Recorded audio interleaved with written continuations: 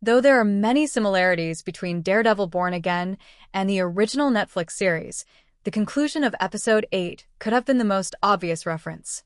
There were several challenges in adapting and extending one of the most well-liked stories to emerge from Marvel in recent years for the Marvel Cinematic Universe, MCU, reboot to the well-liked Netflix series.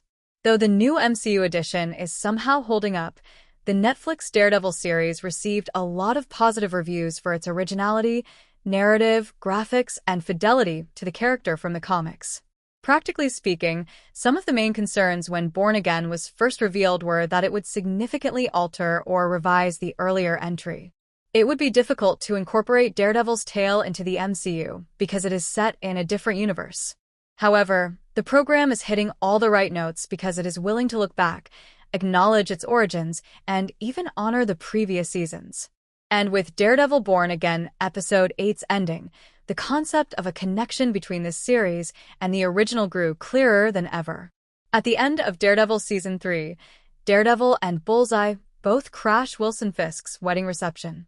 Bullseye appears in a Daredevil outfit, ready to cause mayhem, while Fisk is dressed in a white suit.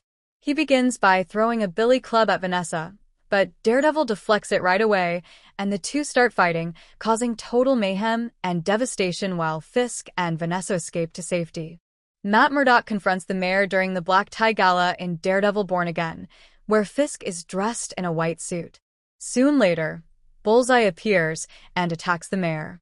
Murdock must utilize his extraordinary speed and perception to defend Fisk by jumping in front of a gunshot while the rest of the party is in chaos. Additionally, Fisk and Vanessa escape to safety in the aftermath.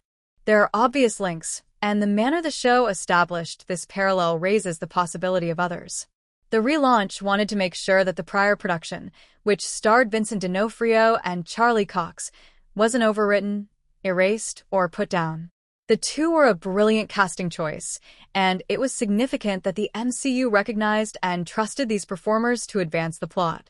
Therefore, building on their work and recognizing their predecessors makes sense on a number of levels. The show's protagonists have gone a long way, and now they find themselves back where they were years ago. It's a full circle moment. It is the ideal method to highlight Matt's heroic qualities and heightens the suspense for the conclusion.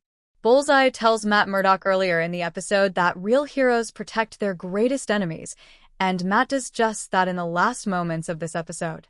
It also shows that the new team in charge of the show is in a great position in terms of understanding the characters and the people playing them, and they appreciate and respect the material that got them this far, and they are building on it. The result is an incredibly intense and driven reboot in Daredevil Born Again that is ready to take this character and story forward. For more videos, please like, share, and subscribe to my channel.